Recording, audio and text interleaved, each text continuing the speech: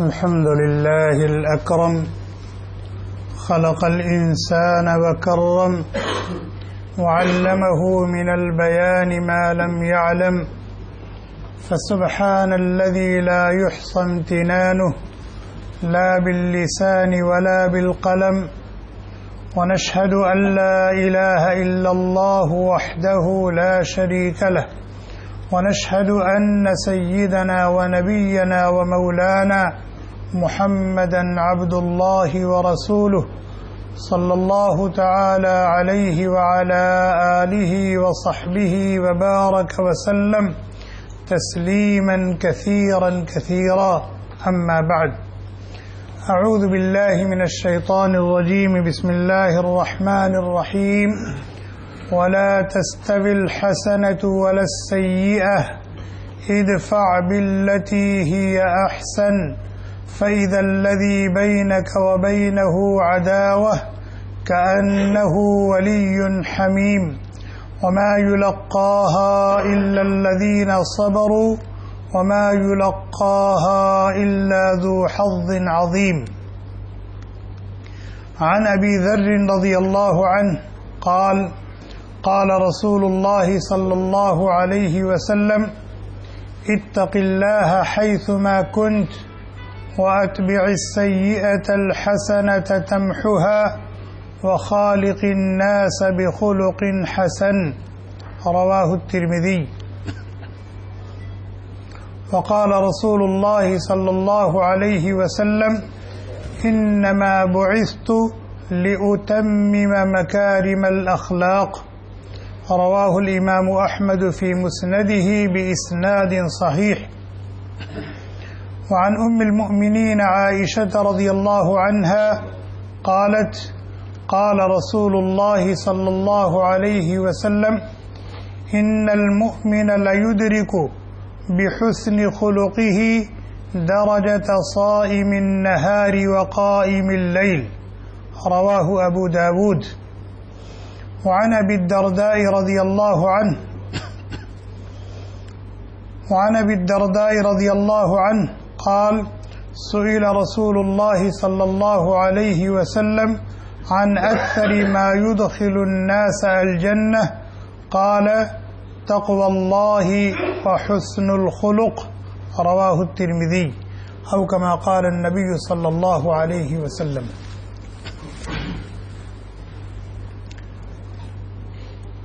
جب یہ آیت کریمہ نازل ہوئی خذ العفو وأمر بالعرف وأعرض عن الجاہلین، جب جبریل امین یہ آیت کریمہ نبی کریم صلی اللہ علیہ وسلم کے پاس لے کر آئے اور اللہ تعالی نے اپنے حبیب کو ان مبارک کلمات کے ذریعے سے مخاطب فرمایا خذ العفو وأمر بالعرف وأعرض عن الجاہلین، ترجمہ کیا ہے اس کا؟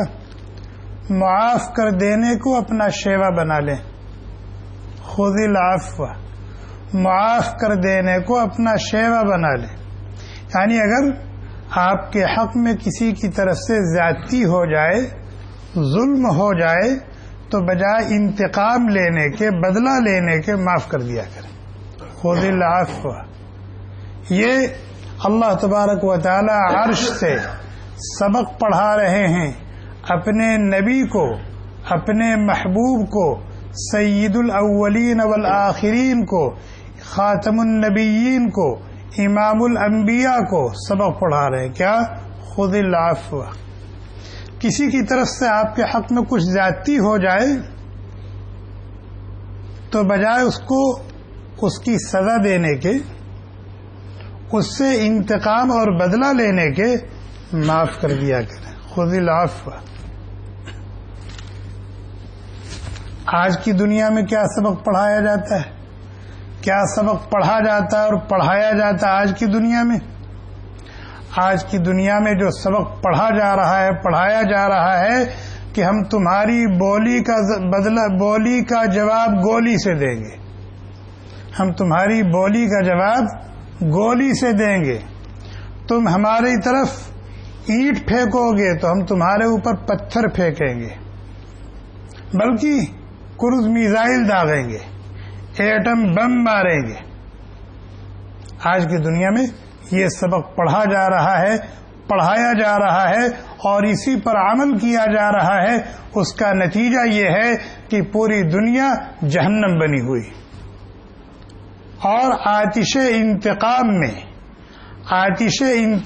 में हर आदमी जल भुन रहा है कि कैसे इसकी इस शरारत का, इसके इस जुल्म का, इसकी ज्यादती का मजा इसको चखाऊं। दांत पीस के रह जाता है और अंदर अंदर उसका खून खौलता रहता है।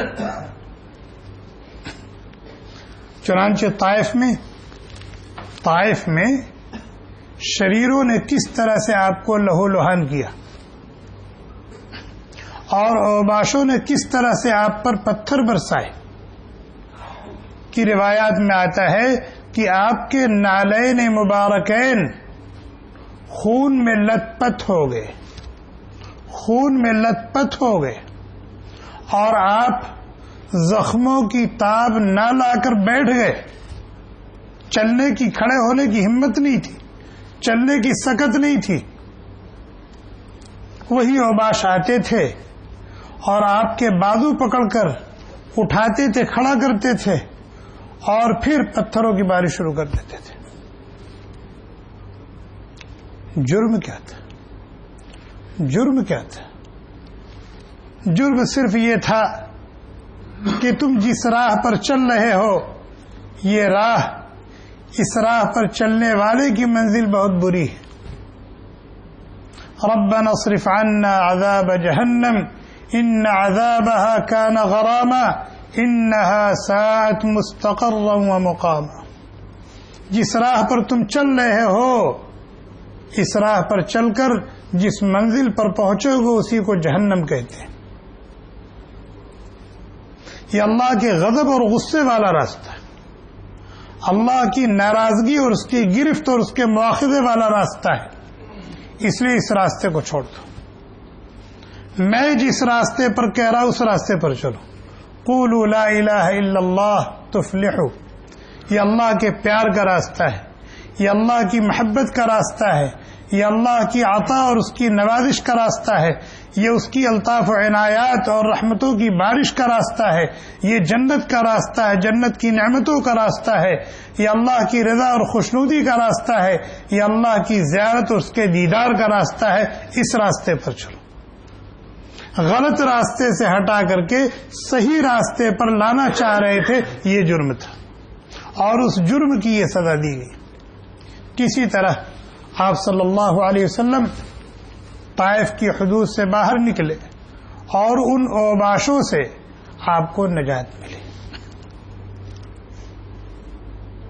आप दुआ फरमा रहे हैं, अल्लाहुम्मा हदी कौमी फ़इन्नहुम ला यअलमून। जिब्रील अलैहिस्सलातु वस्सलाम आए, सलाम किया और फिर कहा, ये मलकुल जिबाल हाजिर खिदमत हैं। मलकुल जिबाल यानी अल्लाह ताला के वो फरिश्ते जो पहाड़ों की खिदमत पर मामूर हैं, पहाड़ों की जिम्मेदारियां जिनके कांधों पर हैं। उन्होंने आके सलाम किया और कहा कि अल्लाह के नबी अलैहिस्सलातु वस्सलाम, आपकी कौम ने आपके साथ जो मुआमला किया है, जो बर्ताव किया है, अल्लाह ताला सब देख रहे हैं। अल्लाह ताला ने मुझे भेजा है कि आप जो खिदमत मेरे सिपुर्द करें मैं उसको बजा लूं। अगर आप इजाजत दें तो मैं इन दोनों पहाड़ों को मिला दूं और ताइफ के लोग इन दोनों पहाड़ों के दरमियान इस तरह से पिस कर रह जाएं जैसे दो चक्कियों के दरमियान गंदुम और जौ आकर के पिस जाता है, पिस कर आटा हो जाता है। क्या जवाब देना चाहिए था? जनाबे रहमतुल लिल आलमीन ने सुन के फरमाया कि मैं इस दहर में कहरो गज़ब बनकर नहीं आया, मैं क्यों इनके लिए कहरे इलाही की दुआ मांगूं। बशर हैं बेखबर हैं क्यों तबाही की दुआ मांगूं। ये जवाब था। इसी पर अल्लाह ताला ने सर्टिफिकेट आता फरमाया, व इन्नका लअला खुलुकिन अज़ीम। मेरे महबूब, आप तो अखलाक के بلند سے بلند تر معیار پر ہے. اس سے اونچا اور اس سے بلند اخلاق کا اور کوئی درجہ نہیں. اخلاق کا اور کوئی معیار نہیں ہے جو اس سے اونچا اور اس سے بڑھا ہوا ہو. آپ اخلاق کے اعلی معیار پر. وَإِنَّكَ لَعَلَى خُلُقٍ عَظِيمٍ. تو میں یہ عرض کر رہا تھا کہ جب جبریل امین یہ آیت کریمہ لے کر آئے خذ العفو، معاف کر دینے کو اپنا شیوا بنا لیں، وَأَمُرْ بِالْعُرْفِ، اور لوگوں کے ساتھ خیر اور بھلائی کا معاملہ کریں، حتیٰ کہ جو آپ کے ساتھ برائی سے پیش آتا ہے اس کے ساتھ بھی آپ بھلائی سے پیش آئیں. اپنوں کو تو آپ اپنے سینے سے لگاتے ہی ہیں، بیگانوں کو بھی اپنے سینے سے لگائی.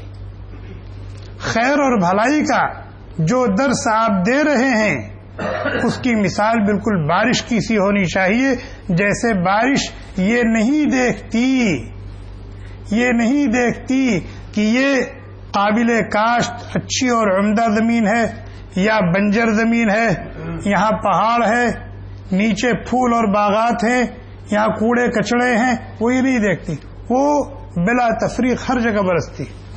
فرمایا آپ کی محبت، آپ کی شفقت، آپ کی ہمدردی، آپ کی غمخواری اور غمگساری اور آپ کو جو نعمتیں دی گئی ہیں بلا تفریق ہر ایک پر لٹائی، اس کو ہر ایک کو اس سے نوازی. وَأَعْرِضْ عَنِ الْجَاهِلِينَ، اور کسی جاہل سے الجھ کر اپنا وقت ضائع مت کیجیے. اگر کوئی آپ سے الجھتا ہے، آپ کو مجنون کہتا ہے، کہنے دیجیے. آپ کو شاعر کہتا ہے، کہنے دیجیے. آپ کو کاہن کہتا ہے، کہنے دیجیے. آپ کو دیوانہ کہتا ہے، کہنے دیجیے. آپ الجھیے مت، اپنا کام کیجیے، اپنا کام کیجیے. یہ اس آیت کریمہ کا ترجمہ ہے. جبریل امین نے جب لا کر کے یہ تحفہ دیا ہے تو حضرت نبی کریم صلی اللہ علیہ وسلم نے پوچھا ما ھذا یا جبریل، ما ھذا یا جبریل، یہ کیا ہے؟ اس کا ترجمہ تو سمجھ میں آ گیا ہے، لیکن اس سے اللہ کی مراد کیا ہے؟ اس سے اللہ کی مراد کیا ہے؟ ترجمہ تو میں نے کر دیا، سمجھ میں آ گیا. اس سے اللہ کی مراد کیا ہے، وہ چاہتے کیا ہے؟ تو جبریل علیہ السلام کہتے یہ تو مجھے بھی نہیں معلوم ہے، یہ تو مجھے بھی نہیں معلوم ہے، بس مجھے یہ تحفہ دیا گیا کہ جا کے میرے محبوب کو پہنچا دو. میں لے کے آ گیا، ہاں پوچھ کے بتاتا ہوں. چنانچہ جبریل علیہ السلام نے اللہ تعالیٰ سے پوچھا کہ آپ کا محبوب پوچھتا ہے کہ آپ کی مراد کیا ہے ان کلمات سے، ان الفاظ سے، خذ العفو وامر بالعرف واعرض عن الجاہلین. آپ کا محبوب پوچھ رہا ہے کہ آپ کی مراد کیا ہے، آپ کیا چاہتے؟ جواب آیا، لے کے آئے اور کہنے لگے محمد ان اللہ یأمرک ان تصل من قطعک.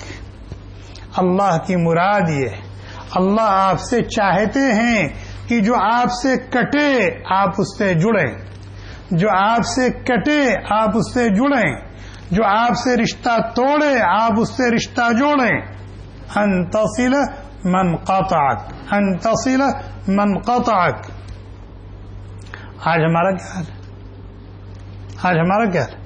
وہ نہیں آتا تو ہم کیوں جائیں؟ وہ ہمارے ہاں نہیں آیا تو ہم کیوں جائیں؟ ہم بھی تو بیمار ہوئے تھے، کیا ہمارا مزاج اس نے پوچھا تھا؟ ہماری خیریت اس نے لی تھی؟ ہمیں دیکھنے آیا تھا تو ہم کیوں جائیں؟ ہم اس سے کمی کیا؟ وہ ہمیں فون نہیں کرتا تو ہم کیوں فون کریں؟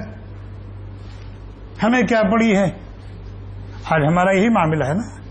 یہ تو کم درجہ ہے، بلکہ قطع رحمی ہماری طرف سے ہوتی. قطع رحمی ہماری طرف نہیں جائیں گے قلی بلی نہیں. اللہ تعالیٰ اپنے محبوب کو اور محبوب کے واسطے سے اپنے تمام ماننے والوں اور ماننے والیوں کو سبق دے رہے.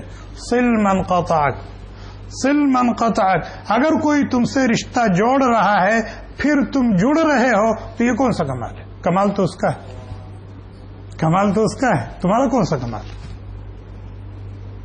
ہاں تم سے کوئی کٹ رہا ہے، ہٹ رہا ہے، کھینچ رہا ہے، تم اس سے جڑو. صل من قطعک. اور فرمایا اللہ تعالیٰ آپ سے چاہتے ہیں واعف عمن ظلمک، جو آپ پر ظلم کرے، آپ کے ساتھ زیادتی کرے، آپ کا حق مارے، آپ کا حق مارے، آپ کا حق آپ کو نہ دے،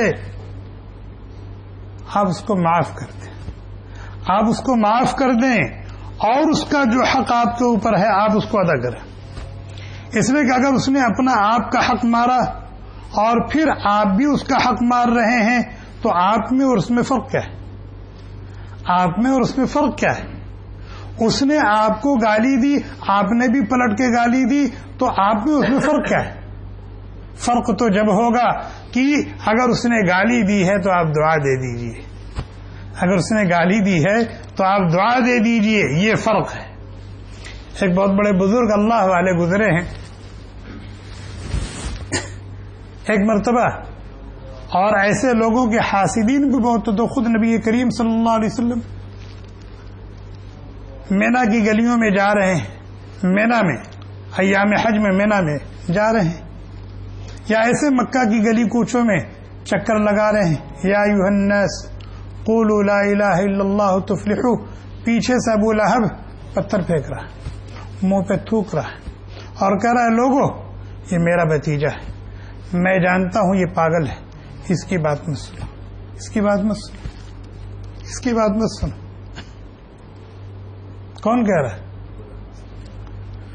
تو حاسد بھی بہت ہوتے ہیں، اور ہر دور اور ہر زمانے میں گندی، بری، گندے اور برے لوگ زیادہ رہے ہیں، زیادہ ہیں اور زیادہ رہیں گے ہر دور میں۔ چنانچہ صلی اللہ علیہ کا کوئی حاسد تھا، کوئی بات ہوئی، اس نے گالیاں دینا شروع کر دی، اور جیسے اس نے گالیاں دینی شروع کی، اس اللہ والے نے دعائیں دینی شروع کر دی۔ تو اور جو لوگ تھے ان کو حیرت ہوئی، اور انہوں نے کہا کہ حضرت اگر وہ گالیاں دے رہا ہے آپ خاموش رہتے تو یہ بات سمجھ میں آتی ہے کہ آپ صبر سے کام لے رہے ہیں، گالی کا بدلہ گالی سے نہیں دے رہے ہیں۔ اگر کوئی گالی دے رہا آپ اس کے بدلے میں گالی دیں، اس کا کیا مطلب معلوم ہے؟ جیسے کوئی کتا آپ کو کاٹ لے تو آپ اس کو کاٹیں، کتا آپ کو کاٹے تو آپ کتے کو کاٹیں گے؟ اور اگر کاٹیں گے تو کیا کہا جائے گا؟ اگر کتا کاٹے اور آپ پھر بدلے میں کتے کو کاٹیں تو کیا کہا جائے گا؟ پاگل ہو گیا۔ ایسے ہی اگر کوئی گالی دے رہا ہے اور آدمی بجائے خاموش رہنے کے اور احسن طریقے پر اس کو دفع کرنے کے آدمی پلٹ کے گالی دے تو ایسے ہی ہے بالکل جیسے کتے نے کاٹ لیا تو یہ آدمی کتے کو کاٹ رہا ہے۔ تو لوگوں نے اللہ والے سے کہا کہ حضرت یہ گالی دے رہا ہے اور دیے جا رہا ہے، اگر آپ خاموش رہتے تو یہ بات سمجھ میں آتی تھی کہ آپ صبر کر رہے ہیں، لیکن آپ دعائیں دے رہے ہیں۔ فرمایا میاں جس کے پاس جو ہوگا وہی تو دے گا۔ کیا؟ جس کے پاس جو ہوگا وہی تو دے گا۔ اس کے ٹوکرے میں گالیاں ہیں، وہ گالیاں دے رہا ہے، میرے ٹوکرے میں دعائیں ہیں، میں دعائیں دے رہا ہوں۔ میری دعاؤں کا مجھے بدلہ ملے گا، اس کی گالیوں کا اس کو سزا ملے گی۔ ایک واقعہ اور یاد آیا، بہت مشہور حدیث ہے کہ ایک مرتبہ حضرت ابوبکر صدیق رضی اللہ تعالی عنہ کو کوئی یہودی گالی دے رہا تھا، کچھ آپس میں ناشاقی اختلاف رہا ہوگا، اور وہ اپنا سنائے جا رہا ہے۔ اللہ کے نبی علیہ الصلاۃ والسلام تشریف فرما ہے، مسکرائے جا رہے ہیں۔ کیوں؟ ابوبکر خاموش تھے، وہ گالیاں دے رہا ہے، حضرت ابوبکر صدیق رضی اللہ تعالی عنہ خاموشی سے سن رہے ہیں، جواب نہیں دے رہے ہیں، اور اللہ کے نبی بیٹھے مسکرائے جا رہے ہیں۔ جب اس نے حد کر دیا تو حضرت ابوبکر صدیق رضی اللہ تعالی عنہ نے اس کی 2-4 باتوں کا جواب دے دیا۔ اللہ کے نبی علیہ الصلاۃ والسلام اٹھے اور اٹھ کر کے چلے گئے۔ حضرت ابوبکر صدیق رضی اللہ تعالی عنہ نے محسوس کر لیا کہ اللہ کا محبوب ناراض ہو کے گیا، اللہ کا محبوب ناراض ہو کے گیا۔ پیچھے پہنچے اور جا کے عرض کیا کہ اللہ کے نبی علیہ الصلاۃ والسلام وہ مجھے گالیاں دے رہا تھا، برا بھلا کہہ رہا تھا، جب تک میں خاموش تھا آپ تشریف فرما تھے، جب اس کی کچھ باتوں کا میں نے پلٹ کے جواب دے دیا تو آپ کے چہرے پر گرانی کا اثر میں نے محسوس کیا اور آپ اٹھ کر وہاں سے چلے گئے۔ آپ نے فرمایا ابو بکر جب تک تم خاموش تھے تمہاری طرف سے ایک فرشتہ اس کا جواب دے رہا تھا۔ اللہ تعالیٰ نے ایک فرشتے کو مقرر کر دیا تھا کہ ابو بکر کو جو گالیاں دی جا رہی ہیں تم ان کا دفاع کرو اور اس کا جواب دو۔ فرشتہ جواب دے رہا تھا اور فرشتے کے جواب دینے کو میں دیکھ رہا تھا، سن رہا تھا، تو تمہارے مقام و مرتبے پر مجھے خوشی ہو رہی تھی، میں مسکرا رہا تھا۔ لیکن جب تم نے خود یہ ذمہ داری اپنے سر لے لی تو فرشتہ چلا گیا، شیطان آ گیا۔ جہاں شیطان ہو وہاں اللہ کا محبوب کیسے رہ سکتا ہے؟ تو معلوم کیا ہوا کہ اگر کوئی آدمی صبر سے کام لیتا ہے، ہمت سے کام لیتا ہے اور شرارت کرنے والوں کا، بدماشی کرنے والوں کا، گالیاں دینے والوں کا، طعن و تشنیع کرنے والوں کا، الزام اور بہتان لگانے والوں کا جواب نہیں دیتا ہے تو اللہ تعالیٰ فرشتے کے ذریعے سے اس کا جواب دلواتے ہیں، فرشتے کے ذریعے سے اس کا جواب دلواتے ہیں۔ تو حضرت جبریل علیہ السلام نے اللہ کے نبی علیہ السلام سے کہا خذ العفو وامر بالعرف واعرض عن الجاہلین، سے اللہ تعالیٰ آپ سے چاہتے ہیں صل من قطعک، جو تم سے کٹے تم اس سے جڑو، واعف عمن ظلمک، جو تمہارے ساتھ زیادتی سے پیش آئے اس کو معاف کر دو۔ اور آگے فرمایا وتعطی من حرمک، جو تمہیں محروم رکھے، تمہارا حق ضائع کرے، حق تلفی کرے، تم اس کو نوازو، تم اس کو کیا کرو؟ نوازو۔ حضرت امام احمد بن حنبل رحمۃ اللہ علیہ کو پتہ چلا کہ فلاں شخص نے میری غیبت کی ہے، میری برائی کی ہے۔ امام احمد بن حنبل رحمۃ اللہ علیہ ائمہ اربعہ میں سے ہیں اور بڑی عجیب شخصیت گزری۔ پتہ چلا کہ فلاں شخص نے میری غیبت کی ہے، میری برائی کی ہے، اور وثوق سے یہ خبر ان کو پہنچی۔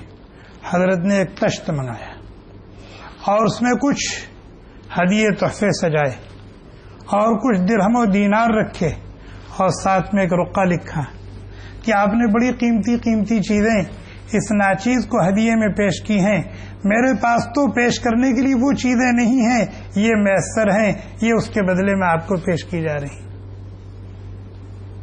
تو اس نے جو غیبت کی تھی، برائی کی تھی، اس کے بدلے میں یہ ہدیہ تحفہ دیا، یہ ہدیہ تحفہ دیا۔ اور آگے کیا کہ وتعطی من حرمک، وتعطی من حرمک۔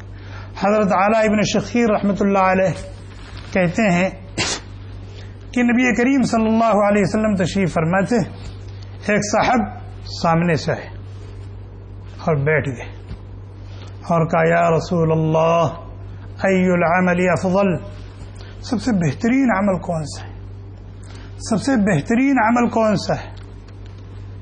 یہ سوال کیا۔ آپ نے کیا فرمایا؟ حسن الخلق، اچھے اخلاق، یہ سب سے بہترین عمل ہے۔ اور نبی کریم صلی اللہ علیہ وسلم روحانی طبیب تھے۔ کیا تھے؟ روحانی طبیب تھے، روحانی طبیب تھے، روحانی طبیب تھے۔ جب کوئی آپ کے سامنے آتا تھا تو آپ دیکھتے تھے کہ اس کے اندر کیا کمی ہے، دینی اعتبار سے، اخلاقی اعتبار سے، روحانی اعتبار سے کون سی کمی ہے۔ تو پھر جو کمی ہوتی تھی اس کو دور کرنے کے لیے آپ نسخہ تجویز فرماتے تھے۔ انہوں نے سوال کیا ای العمل افضل، سب سے افضل عمل کون سا ہے؟ تو آپ نے محسوس کیا ہوگا کہ یہ اخلاق کے اس معیار پر نہیں ہے جس معیار پر میرے دامن رحمت سے وابستہ ہونے والوں کو ہونا چاہیے۔ ایک صحابی کو اخلاق کے جس معیار پر ہونا چاہیے یہ اس معیار پر ابھی نہیں پہنچے ہیں، اس لیے آپ نے فرمایا حسن الخلق، سب سے بہترین اور افضل عمل کیا ہے؟ اچھے اخلاق۔ یہی سوال دوسرے مواقع پر دوسرے لوگوں نے کیا ہے تو وہاں جواب دوسرا دیا گیا، وہاں جواب دوسرا دیا گیا۔ وہاں جواب دوسرا کیوں دیا گیا؟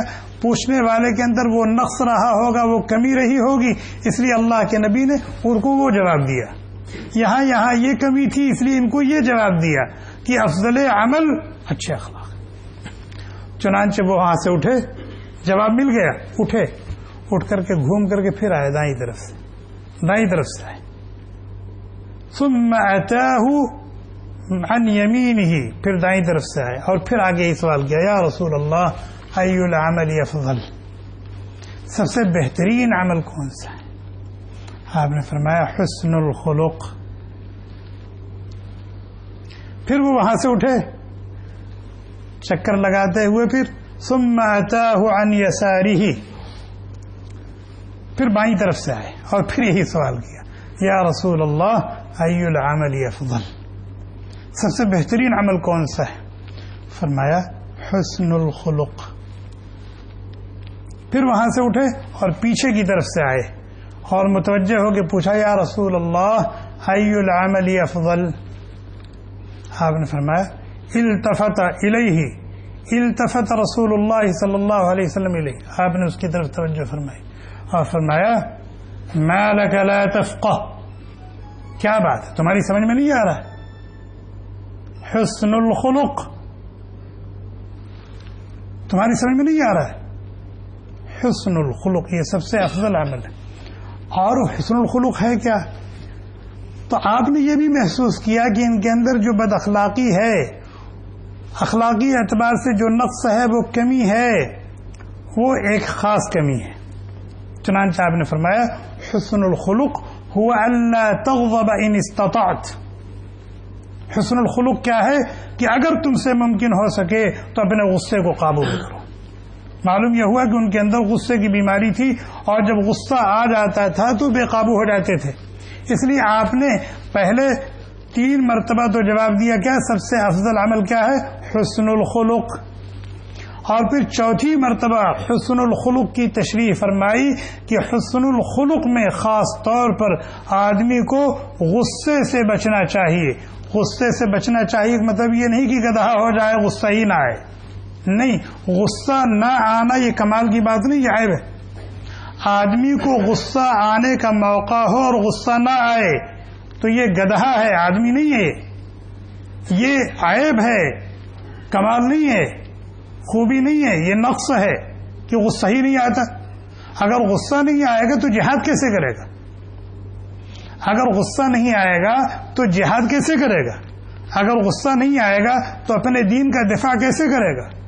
اگر غصہ نہیں آئے گا تو دشمنان دین کی گردنیں کیسے توڑے گا؟ اگر غصہ نہیں آئے گا تو دشمنان دین کی کلائیوں کو کیسے بروڑے گا؟ غصہ آنا چاہیے. لیکن خوبی اور کمال کیا ہے کہ آدمی غصے میں قابو سے باہر نہ ہو، غصے میں قابو سے باہر. اسی لیے قرآن میں کہا گیا والکاظمین الغیظ، جنت تیار کی گئی ہے ان لوگوں کے لیے جو غصے کو پی جانے والے ہیں. یہ نہیں فرمایا جو غصہ نہ کرنے والے ہیں، یہ نہیں فرمایا کہ جنت ان لوگوں کے لیے بنائی گئی جو غصہ نہ کرنے والے ہیں، یہ نہیں فرمایا. فرمایا کہ غصہ آتا ہے لیکن غصے کے تقاضے پر عمل نہیں کرتے، جنت ان کے لیے بنائی گئی، جنت ان کے لیے بنائی گئی. حضرت ابو ہریرہ رضی اللہ تعالی عنہ کہتے ہیں نبی کریم صلی اللہ علیہ وسلم سے پوچھا گیا کہ وہ کون سے اعمال ہیں جن کی برکت سے زیادہ تر لوگ جنت میں جائیں گے؟ وہ کون سے اعمال ہیں جن کی برکت سے لوگ زیادہ تر جنت میں جائیں گے؟ کیا فرمایا؟ فرمایا 2 عمل، تقوی اللہ و حسن الخلق. تقوی اللہ و حسن الخلق. تقوی کی برکت سے بندہ اللہ کے نزدیک معزز ہو جاتا ہے، مکرم ہو جاتا ہے، مقرب ہو جاتا ہے. ان اکرمکم عند اللہ اتقاکم. تم میں سب سے زیادہ معزز، سب سے زیادہ مقرب، سب سے زیادہ مکرم اللہ کا چہیتا اور پیارا وہ ہے جو اللہ کی مرضیات پر جتنا زیادہ چلنے والا ہے، نامرضیات سے جتنا زیادہ بچنے والا ہے، اس کے احکام و اوامر پر جان توڑ محنت کرنے والا ہے، پورا کرنے والا ہے، نواہی و زواجر سے ہمت کر کے بچنے والا ہے. اور حسن الخلق جو اچھے اخلاق سے متصف ہے۔ ایک اور حدیث اللہ کے نبی علیہ الصلوۃ والسلام نے فرمایا کل قیامت کے دن بندے مومن کے ترازو میں سب سے وزنی عمل جو ہوگا، ان اثقل شیء یوضع فی میزان المؤمن یوم القیامہ حسن الخلق، اعمال تولے جائیں گے نا، اعمال تولے جائیں گے، بندے مومن کے ترازو میں سب سے وزنی جو عمل ہوگا وہ اچھے اخلاق ہوں گے۔ حضرت عائشہ صدیقہ رضی اللہ تعالی عنہ روایت کرتی ہیں، ترمذی شریف کی روایت، ان المؤمن لیدرک بحسن خلقه درجة صائم النہار وقائم اللیل، کہ ایک آدمی اچھے اخلاق کی برکت سے، اچھے اخلاق کی برکت سے اس مقام تک پہنچ جاتا ہے جس مقام پر وہ ہوتا ہے جو رات بھر نفلیں پڑھتا ہو، تہجد پڑھتا ہو، دن بھر روزے رکھتا ہو۔ دن بھر پابندی سے روزے رکھنے والا، پوری رات تہجد پڑھنے والا، روزہ رکھ کے تہجد پڑھ کے جس مقام تک پہنچتا ہے، آدمی اپنے اخلاق اور عادات کو اچھا اور عمدہ بنا کر کے وہاں پہنچ جاتا ہے۔ اچھے اخلاق اتنے قیمتی۔ اب آپ یہ کہیں گے کہ اچھے اخلاق، حسن الخلق، یہ کون سی چڑیا ہے؟ یہ کون سی چڑیا ہے؟ کبر جانتے ہیں نا؟ کبر یہ برے اخلاق ہے، تواضع یہ اچھے اخلاق ہے۔ انسان کے اندر پائی جانے والی جو صفات ہیں، جو عادات ہیں، ان میں سے لے لیں، تواضع یہ اچھے اخلاق ہے، اور کبر یہ برے اخلاق ہے۔ حرص، طمع، لالچ یہ برے اخلاق ہے، اور قناعت کہ اللہ نے جس حال میں رکھا ہے میں راضی ہوں، اللہ نے جس حال میں رکھا ہے میں خوش ہوں، مرضی مولا پر مطمئن ہوں، یہ کیا ہے؟ قناعت۔ اسی طریقے سے آدمی دنیا کو آخرت پر ترجیح دیتا ہے، یہ بد اخلاق ہے، اور آخرت کو دنیا پر ترجیح دیتا ہے، یہ خوش اخلاق ہے، یہ خوش اخلاق ہے۔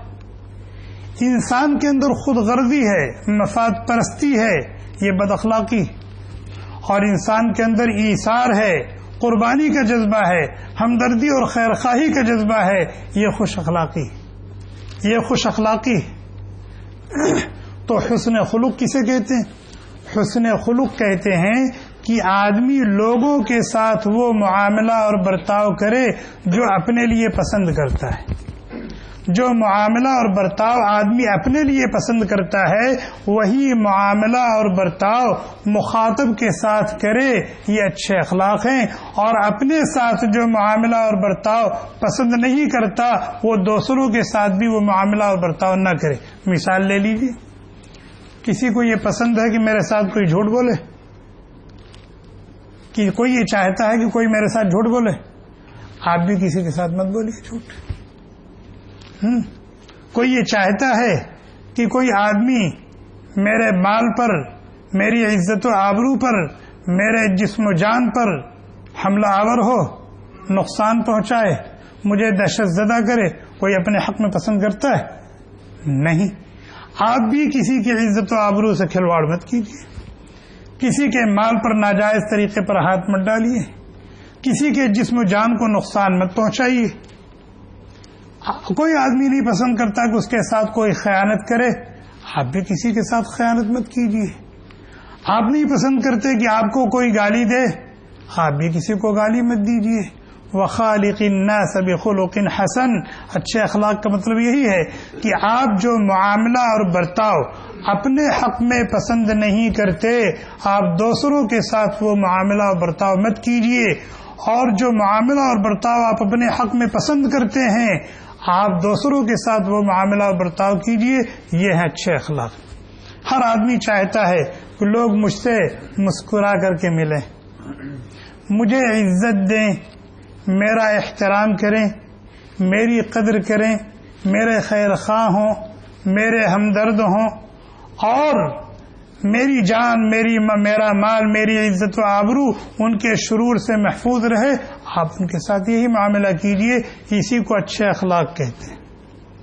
حدود شرع میں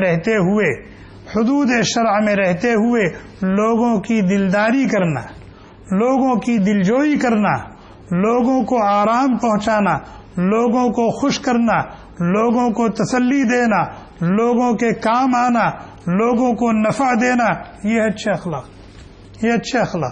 اچھے اخلاق ہمارے نبی صلی اللہ علیہ وسلم اپنے ہاتھ سے اپنی بکری کا دودھ نکالتے تھے. کتنی بیویاں تھیں؟ 9. کتنے صحابہ تھے؟ ہر ایک قربان تھا، ہر ایک قربان رہتا تھا اور نبی کی خدمت کرنے کو شرف سمجھتا تھا.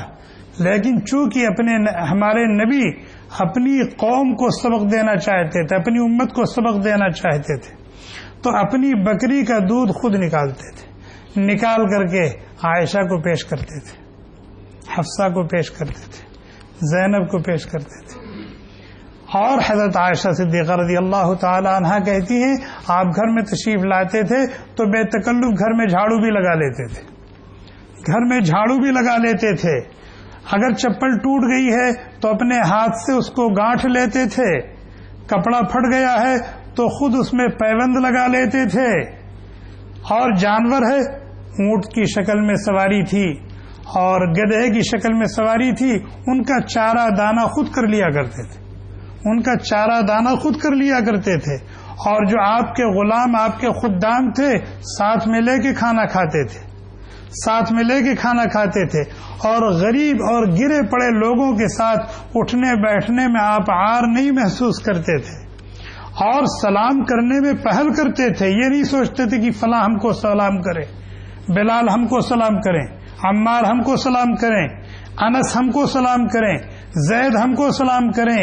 نہیں، کان یبدأ بالسلام من لقیہ. بہت سارے صحابہ کرام نے بڑی کوشش کی کہ وہ پہلے سلام کر دیں، لیکن کوئی کامیاب نہیں ہوا اپنی زندگی میں. حضرت ابو ہریرہ رضی اللہ تعالی عنہ کہتے ہیں کہ میں نے دیکھا کہ اللہ کے نبی علیہ الصلوۃ والسلام تشریف لا رہے ہیں، تو میں نے یہ سوچا کہ آج میں سلام کروں گا. ہمیشہ آپ پہل کرتے ہیں، آج میں سلام کروں گا. اور میں نے یہ سوچا کہ اللہ کے نبی نے مجھے دیکھا نہیں ہے، میں ایک کھمبے کی آڑ میں چھپ گیا کہ جب آپ قریب آئیں گے تو فوراً نکلوں گا السلام علیکم. لیکن میں سوچتا ہی رہا، ادھر سے آ گیا السلام علیکم. میں سوچتا ہی رہا، ادھر سے آ گیا السلام. یہ اخلاق ہیں. اگر کسی صحابی کی طرف سے کوئی خبر پہنچی کہ فلاں صحابی نے یہ کیا ہے، فلاں یہ کرتے ہیں، تو آپ یہ نہیں کہتے تھے آپ نے یہ کیوں کیا، آپ یہ کیوں کرتے ہیں، آپ کو یہ نہیں کرنا چاہیے. اس طرح آپ تنبیہ نہیں فرماتے تھے ما بال اقوام یفعلون کذا وکذا. آخر لوگوں کو کیا ہو گیا اس طرح کی حرکتیں کرتے ہیں. اب ظاہر ہے جس سے یہ غلطی ہوئی اس کی اصلاح ہو گئی، لوگوں کو پتہ بھی نہیں چلا. جس سے یہ غلطی ہوئی تھی اس کی اصلاح ہو گئی اور لوگوں کو اس کو پتہ بھی نہیں چلا کہ بھئی کس نے یہ غلطی کی تھی، کس کو کہا گیا. اور اگر آپ مخاطب کر کے ٹوک دیں، نصیحت کر دیں، تو آدمی جھیپ جائے گا نہیں جھیپ جائے گا، ہیٹی محسوس کرے گا نہیں کرے گا. یہ نبی کریم صلی اللہ علیہ وسلم کے اخلاق تھے، آپ کا انداز تربیت تھا.